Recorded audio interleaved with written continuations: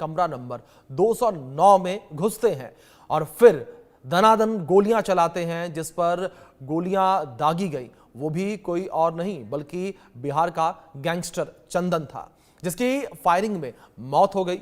लेकिन इस बीच सवाल ये उठते हैं कि क्या यही बिहार में सुशासन का पूरा सच है?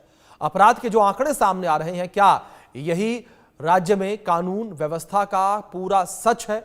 जब अपराधी खुलेआम अस्पताल में घुसकर गोलियां दाग रहे हैं तो सोचिए आम लोगों का क्या होगा। अपराधी सरेआम लॉ एंड ऑर्डर की धज्जियां उड़ा रहे हैं और पुलिस हाथ पर हाथ धरे बैठी है। अगले कुछ मिनट बात इसी पर होगी और बिहार की क्राइम फाइल्स की कुछ मेहमान भी हमारे साथ जुड़ेंगे, लेकिन उससे पहले आप खास रिपोर्ट देखिए।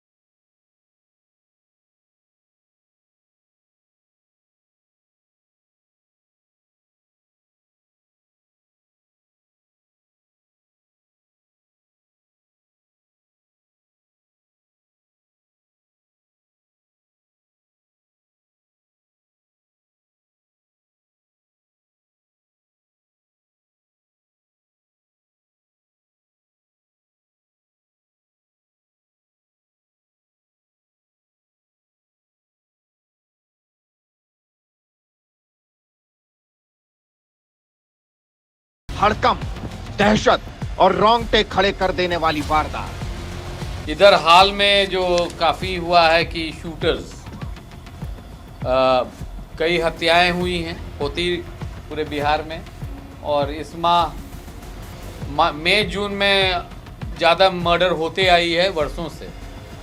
अप्रैल मई जून जब तक बरसात नहीं होती है ये सिलसिला जारी रहता है, क्योंकि ज़्यादातर किसान को कोई काम नहीं रहता है। एक बरसात होने के बाद लोग, कृषक समाज के लोग व्यस्त हो जाते हैं और घटनाएं घटती है। परंतु आप लोग के द्वारा, प्रेस के द्वारा हत्या पर हत्या, कुछ इस वर्ष चुनाव भी है तो राजनीतिक दलों के द्वारा भी इस पर ज़्यादा नज़रिया दिया गया है, तो उसको लेके भी हम लोग चिंतित थे कि हाँ, नवयुवक ज़्यादा पैसा के लिए सुपारी किलिंग शुरू कर दिए हैं, तो एक नया सेल इसी माह हम लोग गठन किए हैं। नीतीश बाबू से सवाल, क्या यही है सुशासन?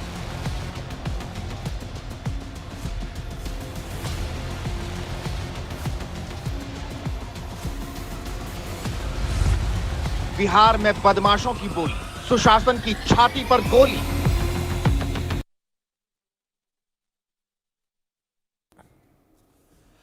अब अगर बात बिहार के सुशासन को लेकर की जाए तो बिहार में इस वक्त क्या स्थिति है उसको लेकर कुछ आंकड़े हम आपको दिखाएंगे और उन आंकड़ों को देखने के बाद ये आप तय करिएगा कि बिहार में सुशासन राज है या नहीं है। जहां 4 जुलाई 2025 का ये पूरा मामला, गोपाल खेमका की गोली मारकर हत्या कर दी गई। पटना में ये कारोबारी थे और बेरहमी से इनकी हत्या कर दी गई। ये मामला जैसे ही निकलकर सामने आया पूरे भारत में इसकी चर्चा हुई। इसके बाद बात की जाए 4 जुलाई को लेकर तो सिवान में बीच सड़क पर तलवार से काटकर 3 लोगों की हत्या कर दी गई। आप इन पूरी खबरों को देखने के बाद, इन पूरी जानकारियों को देखने के बाद ये समझ सकते हैं कि किस तरीके से बिहार में जो अपराधी हैं वो बेखौफ घूम रहे हैं। इसके बाद नालंदा में हिंसक झड़प हुई है, किशोर समेत 2 लोगों की मौत हो गई। 6 जुलाई की खबर थी, 6 जुलाई को ये पूरी घटना घटी। इसके बाद पटना में निजी स्कूल संचालक अजीत कुमार की गोली मारकर हत्या कर दी गई। एक के बाद एक लगातार कई सारी घटनाएं जो है बिहार में होती रही और इन घटनाओं को आप किस तरीके से देखते हैं वो आप तय करिए। क्या बिहार में सुशासन राज है या नहीं है? 6 जुलाई को लेकर बात करें, जहां पूर्णिया में डायन होने के शक में एक ही परिवार के 5 लोगों की हत्या कर दी गई थी और जैसे ही पूरा मामला निकलकर सामने आया था, इसने हर किसी को हैरान कर दिया था कि आज के आधुनिक समय में भी ऐसा हो सकता है इसके बाद मुजफ्फरपुर में चाकू मारकर इंजीनियर की हत्या कर दी गई। 6 जुलाई का ये पूरा मामला था, ये पूरी वारदात थी। इसके बाद 7 जुलाई, एक दिन आगे बढ़े तो मोतिहारी में आपसी रंजिश में अजय यादव नाम के एक शख्स की हत्या कर दी गई थी।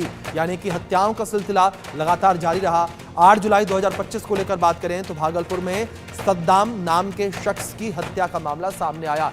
यानी कि लगातार अपराधियों के हौसले बुलंद रहे, अपराधी जो है वो लगातार घटनाओं को अंजाम देते रहे। 10 जुलाई को पटना में एक बालू कारोबारी रमाकांत यादव की हत्या कर दी गई। आप समझिए क्या स्थिति इस वक्त मची हुई है। इसके बाद 10 जुलाई को जहानाबाद में खेत में सो रहे बुजुर्ग की हत्या कर दी गई। यह मामला सामने आया। इस खबर ने भी हर किसी को हैरान परेशान कर दिया। और इसके बाद 11 जुलाई को पटना में एक कारोबारी विक्रम झा की हत्या का मामला निकलकर सामने आया। यानी कि एक के बाद एक लगातार हत्याओं का सिलसिला रुकता नजर नहीं आया। पटना में एक व्यक्ति की गोली मारकर हत्या 12 जुलाई को कर दी गई। ये सारी घटनाएं इसी साल की हैं, साल 2025 जुलाई की हैं। और नालंदा में जमीन विवाद में एक महिला की गोली मारकर हत्या करने का मामला 12 जुलाई को सामने आया था। इसके बाद 12 जुलाई को ही नूरसराय में पीएमसीएच की नर्स सुशीला कुमारी की गोली मारकर हत्या कर दी गई। यानी कि एक और हत्या बिहार के अंदर। इसके बाद 13 जुलाई 2025 को सारण में शिक्षक संतोष राय की गोली मारकर हत्या कर दी गई। 13 जुलाई को पटना सिटी इलाके में वकील जितेंद्र महतो की गोली मारकर हत्या की गई। और इसके बाद लगातार जो ये घटनाएं हैं वो रुकती नजर नहीं आई हैं। लगातार जो है लोगों को निशाना बनाया गया। लगातार अपराधी जो हैं वो आपराधिक घटनाओं को अंजाम देते हुए नजर आए। और ऐसे में कई सारे सवाल इस वक्त जो प्रशासनिक अमला है उसके ऊपर खड़े होते हुए नजर आ रहे हैं, क्योंकि शासन प्रशासन के द्वारा दावे तमाम किए गए, सुरक्षा के वादे किए गए। लोगों से ये कहा गया कि आप सुरक्षित हैं, क्योंकि बिहार पुलिस जो है वो लगातार जो है आपकी सुरक्षा के लिए मुस्तैद है। अब इस बीच मेरे पीछे जो ये तस्वीरें चल रही हैं, इन तस्वीरों को देखिए आप। ये वही तस्वीरें हैं जो इस वक्त चर्चा का विषय बनी हुई हैं।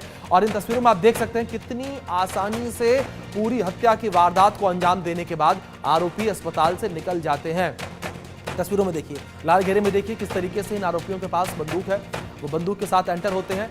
1 2 3 4 5 ये आरोपी हैं, यानी कि 5 हमलावर हैं, 5 हत्यारे हैं जो अस्पताल के कमरा नंबर 209 में घुसते हैं और एक व्यक्ति की हत्या करके चले जाते हैं। खैर, बात वो दूसरी है कि जिसकी हत्या की गई वो खुद एक हत्यारा है, खुद उसने एक हत्या को अंजाम दिया था और पैरोल पर वो जेल से बाहर आया था। लेकिन तस्वीरें इस बीच कुछ आपकी स्क्रीन पर अब और हैं। ये बाहर निकलते हुए चंद सेकंड या यूं कहें कि चंद मिनटों में उन्होंने हत्या की और उसके बाद बाहर निकलते हैं। एक एक करके सभी आरोपी बाहर निकल जाते हैं और मौके से फरार हो जाते हैं।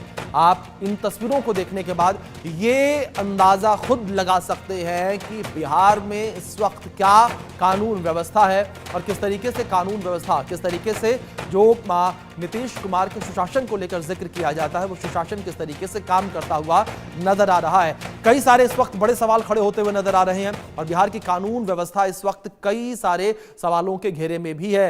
ये दो तस्वीरें आपके स्क्रीन पर आप दिखा रहे हैं अलग अलग करके, एक तरफ एंट्री करते हुए तो एक तरफ एग्जिट करते हुए, यानी कि एक तरफ हमलावर जब आ रहे हैं और दूसरी तस्वीर है जब हमलावर इस पूरी वारदात को, पूरी हत्या को अंजाम देने के बाद अस्पताल के कमरे से बाहर निकलते हैं। ये तस्वीरें स्क्रीन पर है आपके, इन तस्वीरों में देख सकते हैं किस तरीके से यहां पर ये हत्या आरोपी जो हैं वो कितनी ही आसानी से पूरी घटना को अंजाम देने के बाद मौके से फरार हो जाते हैं।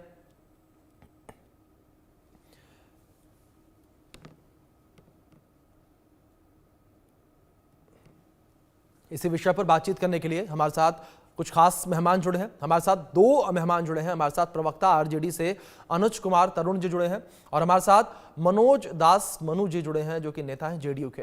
आप दोनों मेहमानों का बहुत स्वागत है इस चर्चा में। चर्चा की शुरुआत मनोज जी मैं आपसे ही करना चाहूंगा। जहां कई दावे जो हैं वो किए गए सरकार के दौरान और लगातार ये कहा गया सरकार के दौरान कि प्रदेश की कानून व्यवस्था जो है वो पूरी तरीके से मजबूत है और हर व्यक्ति की सुरक्षा की जिम्मेदारी प्रदेश सरकार की है।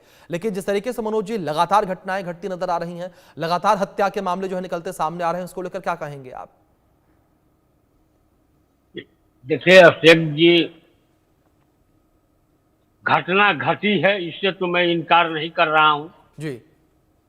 घटना के भी जो भी आरोपी हो जी, उनकी भी गिरफ्तारी हो रही है, चाहे एक आध घटना के छोड़ के लगभग सभी के घटना के आरोपी गिरफ्तार हैं। जी देखिए, घटना के कारण कई तरह के हैं। अब जिस वकील साहब की अभी चर्चा कर रहे थे, तो उनकी बेटी ही उनको मरवा दी, भाई ने बहन को मरवा दिया। तो ये चीज जा रहा, लेकिन उसके बावजूद भी अगर घटना की जानकारी होती है, जी पुलिस के पास आई, प्रशासन के पास आई, उसको गिरफ्तार, तय मानिए कि किसी भी केस में जी कोई ऐसा नहीं है कि अपराधी गिरफ्तार हैं या खुलेआम घूम रहे हैं या किसी भी एमएलए के घर पर हैं, किसी भी मंत्री के घर पर हैं। घटना घटी जी। है और इसकी जिम्मेवारी सरकार की है। ठीक है। लेकिन किस समय ये घटना घट रही है, इसको भी आप जरा चिन्हित कर लें। जी उसका भी कुछ न कुछ हो सकता है कि राजनीतिक मायने निकल सकता है, वो जी। तो आगे उस विषय पर आएगा। बिल्कुल। लेकिन एक भी अपराधी नहीं मनोज बच जी, रहे हैं। बात ये लेकिन यहाँ पर यह है कि लोगों के अंदर जो डर नहीं है उसको लेकर ये सवाल भी था। और दूसरी ओर जिस तरीके से आपने एक घटना तो गिना दी कि जहां बेटी ने ही अपने पिता को मरवा दिया, लेकिन एक घटना मैं आपको और याद दिला दूं जहां पूरे के पूरे एक गांव ने मिलकर एक ही परिवार के 5 लोगों की जिंदा जलाकर हत्या कर दी, क्योंकि उन्हें शक था कि कुछ डायन का या कुछ ऊपरी साया का लेना देना इस परिवार से है। तो अगर मेरा सवाल यह है कि कानून का डर उन लोगों में होता या गांव के लोगों में होता, तो शायद वैसी घटना को अंजाम देने से कतराते, डरते, उन्हें लगता कि हमें सजा हो सकती है। इसी के साथ मैं अनुज जी का रुख करूंगा। अनुज जी, जो स्थितियां इस वक्त प्रदेश में देखने को मिल रही हैं, उन स्थितियों को लेकर क्या रिएक्शन पहला आपका? देखिए अभिषेक जी, एक बहुत चिंतापूर्ण स्थिति है बिहार में अभी। और मैं ना ही अभी राजनीति में पढ़ना चाहता हूँ। अभी बहुत सीधा सा सवाल है, कोई भी बिहार का कोई व्यक्ति सुरक्षित नहीं है जी। घर में सुरक्षित नहीं है, अस्पताल में सुरक्षित नहीं है, जो लोगों के बीच में सुरक्षित नहीं है। आप देखिए ना, लगातार मुख्यमंत्री जहाँ रहते हैं उसके आसपास गोलीबारी हो रही है। गोपाल खेमका जी घर के पास उनकी हत्या कर दी जाती है। अब अस्पताल जहाँ जान बचाने के लिए लोग जाते हैं, जहाँ इतनी सुरक्षा की बात होती है, अब वहाँ 4-4, 5-5 आदमी बेधड़क होकर गोली मारते, हत्या करते हैं, बेधड़क होकर निकल जाते हैं। उनको कोई पकड़ने वाला नहीं है, कुछ सुनने वाला नहीं है।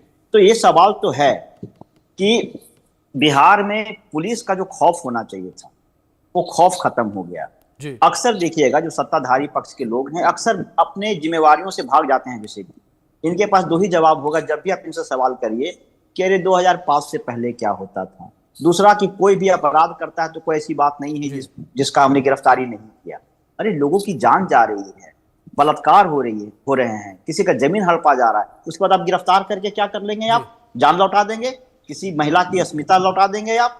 तो ये बिल्कुल गैर जिम्मेदाराना इन लोग का है रवैया है। और मैं भी एडीजी साहब को सुन रहा था, मैं बहुत दुखी हूं उनके बयान को सुन करके कि जिस जिम्मेदारी के साथ उनको आगे बढ़कर बयान देना चाहिए, वो बिल्कुल राजनीतिक नेता की तरह बयान दे रहे हैं। देखिए, सबसे पहली बात इससे साफ पता चलता है कि आपके जो सूबे के मुख्यमंत्री हैं वो होश हवास में नहीं है, अचेत अवस्था में है, और सरकार पर जो नियंत्रण होना चाहिए उनका कोई नियंत्रण नहीं है। तो बीच में जो लोग हैं अपराधी बेलगाम हो गए हैं, तो उनको कोई रोकने ठोकने वाला नहीं है। बिहार के लिए बहुत दुर्भाग्यपूर्ण स्थिति है कि सूबे का मुख्यमंत्री एक लाइन बोल नहीं पा रहे हैं, कोई डिसीजन नहीं ले पा रहे हैं, जहां घटना घटी वहां पे पहुंच नहीं पा रहे हैं, और चुनाव का चेहरा बना के सिर्फ जो कि राजनीति लोग कर रहे हैं। अरे ये राजनीति बाद में करना, लोगों को जान बचाइए, लोगों को सुरक्षा दीजिए, और बाकी जो आरोप प्रत्यारोप के लिए तो हमारे पास बहुत समय है। लेकिन आपने खुद जो अभी अपने डेटा जो पेश किया, जैसे कि आप खुद सोचिए कितना दुखद है ये। अब बिहार, मैं भी एक डेटा एनालिसिस कर रहा था, बताइए पटना जैसे शहर में 25 घंटे में 1 हत्याएं डेली हो रही है। कहाँ जाएंगे लोग? अगर पटना जैसे शहर, जिसको आप मॉडल की तरफ दिखाना चाहते हैं कि पटना बिहार का एक विकसित शहर है, तो बाकी शहरों की क्या स्थिति होगी? बाकी शहरों में तो लोग जागरूक भी नहीं है। गरीबों के साथ जो इस तरह की घटना घटी उनका रिपोर्ट भी नहीं लिखा जा रहा है, वो तो हमारे डेटा में है ही नहीं। जैसे आप 2005 के पहले जो करते हैं, जो गांव में जो हत्याएं होती थी, जो बलात्कार होता था, जो उसका कहाँ रिपोर्टिंग होती थी। लेकिन शहरों में जो होता था उसका रिपोर्टिंग कर देते थे आप, लेकिन गरीब, दलित, वंचित समुदाय के साथ जो घटनाएं घटती उसकी रिपोर्टिंग नहीं होती। जिस तरीके से आप जिक्र कर रहे हैं, बिहार में जो स्थितियां इस वक्त नजर आ रही हैं बड़ी विपरीत नजर आ रही हैं, जिसको लेकर लोग भी बड़े चिंतित नजर आ रहे हैं। मनोज जी, अगर बात जिस तरीके से आपने जिक्र किया कानून व्यवस्था को लेकर, अभी कुछ दिन पहले का यह पूरा मामला है, मैं आपको याद दिला दूं, पटना के सुल्तानगंज थाने के पास का यह पूरा मामला, जहां थाने के सामने ही कुछ दूरी पर ही एक वकील की गोली मारकर हत्या कर दी गई। इस पर मैं आपसे जवाब लूंगा, लेकिन इस बीच कुछ बयान जो हैं वो भी निकलकर सामने आए हैं, जहां विजय कुमार सिन्हा कैबिनेट मंत्री है बिहार के, उनका बयान सामने आया। अखिलेश प्रसाद सिंह भी इस पूरे विषय पर कुछ कहते नजर आए, वो भी अपने दर्शकों को हम सुनवाते हैं, दिखाते हैं। अपराध को कभी स्वीकार नहीं किया है और अपराध की मानसिकता वाले लोग को एनडीए सरकार, डबल इंजन की सरकार चैन से नहीं बैठने देगी। हर हाल में कार्रवाई, एक्शन होगा। इस तरह के मानसिकता के लोगों को हर हाल में जहां भी रहेगा खोज कर निकाला जाएगा। अस्पताल के अंदर अपनी सुरक्षा व्यवस्था होती है, इसलिए लोग अस्पताल की सुरक्षा पर निर्भर करते हैं। लेकिन अब अगर जो यहां भी इस तरह के लोगों की मानसिकता पहुंची है तो सरकार सख्त कदम उठाएगी। तरह से बिहार में गुंडा राज स्थापित हो गया है और गुंडे जो चाहते हैं वो करते हैं, क्रिमिनल्स जो चाहते हैं वो करते हैं। सरकार नाम की कोई चीज़ नहीं रह गई है, प्रशासन नाम की कोई चीज़ नहीं रह गई है और क्राइम कैपिटल बन गया है पूरे देश का पटना। और केवल पटना ही नहीं बल्कि बिहार के सारे जिलों में कमोबेश यही स्थिति है। पहले की तुलना में, जिसको ये लोग जंगल राज कहते थे, 300% से ज़्यादा हत्याओं का ये हो चुका। 250% से ज़्यादा महिला अपराध में बढ़ोतरी हुई। बच्चों के अपराध में 280% से ज़्यादा हो गया। तो इसको गुंडा राज नहीं कहेंगे तो क्या कहेंगे? ये पूरी तरह से क्रिमिनल्स और गुंडों के हाथ में चला गया है। बिहार की जनता भगवान भरोसे रह रही है। तो इस बीच रितेश मिश्रा हमारे सहयोगी भी जुड़ गए हैं, उनका रुख करते हैं, कुछ ग्राउंड अपडेट भी उनसे लेते हैं। रितेश, मैं आपका रुख करूंगा, जहां दावे तो तमाम किए जा रहे हैं, लेकिन ऐसे में क्या प्रदेश की जनता इस वक्त जो स्थितियां बनी हुई हैं, ऐसी स्थितियों में अपने आप को सुरक्षित महसूस कर रही है?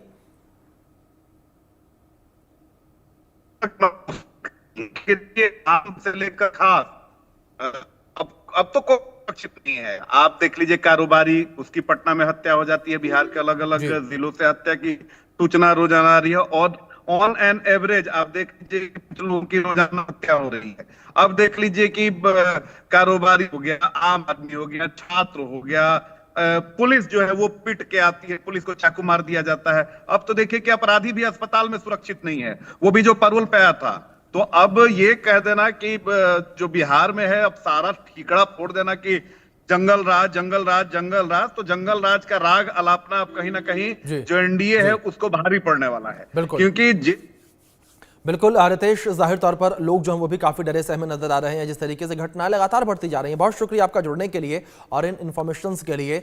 रुख करेंगे अब मनोज जी का। मनोज जी, जिस तरीके से पहले मैंने घटना का जिक्र किया, पटना से जिस तरीके से पूरी ये घटना निकलकर सामने आई थी, सुल्तानगंज थाने के पास जितेंद्र कुमार नाम के वकील की गोली मारकर हत्या कर दी गई थी। लेकिन 2005 में मुझे नीतीश कुमार का वो वादा याद आता है, वो बात याद आती है जब सत्ता में आने के बाद उन्होंने कहा था कि अब बिहार में कानून का राज होगा। देखिए अभिषेक जी, आप जिस घटना की बात कर रहे हैं जी, उस घटना को कोई संगठित गिरोह के सदस्य ने नहीं मारा है जी।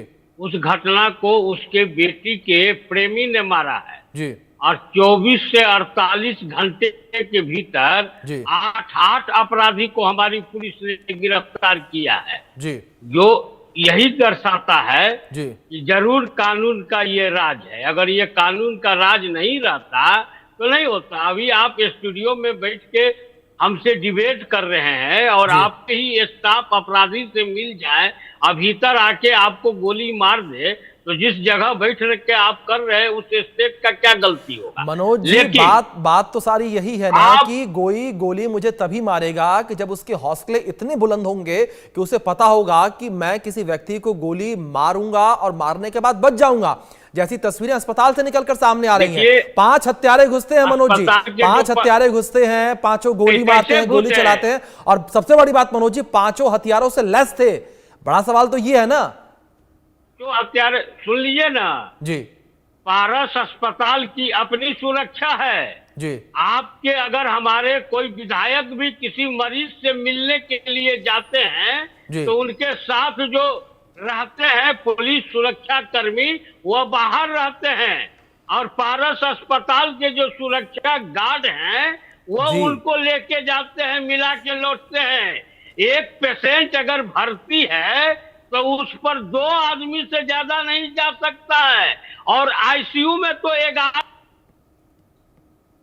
कोई मिल नहीं जी। सकता है। जी। अब वहां के सुरक्षा कर्मी ही अगर अपराधी से मिले हुए हैं तो इसको क्या कहा जा सकता है भाई? जी। आप, लेकिन घटना घटी है, ये मैं मान रहा हूं कि घटना घटी है। जी। अस्पताल के अंदर हमारी कोई सुरक्षा नहीं है, लेकिन आपको मैं विश्वास दिलाता हूं आपके चैनल के माध्यम से कि इसमें जिसकी भी भूमिका रही है, उसको हम पकड़ लेंगे, यही बात बोलते हैं आप। अस्पताल प्रशासन की, तो उसको क्या करेंगे? गोली मार देंगे।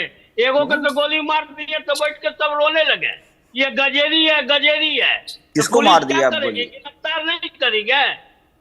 जी किसको मार दिए? तो वही ना कह रहे हैं कि जिसको उठ के आपके नेता गजेरी कर रहे हैं, इसीलिए पकड़ेंगे, नहीं तो क्या करेंगे? छोड़ देंगे। गंजेड़ी कौन है बिहार में? ठीक है, सबको पता ठीक है हमारे मनोज जी, नेता मनोज जी एक रिएक्शन का ले है। लेते हैं अनुज जी का। ठीक है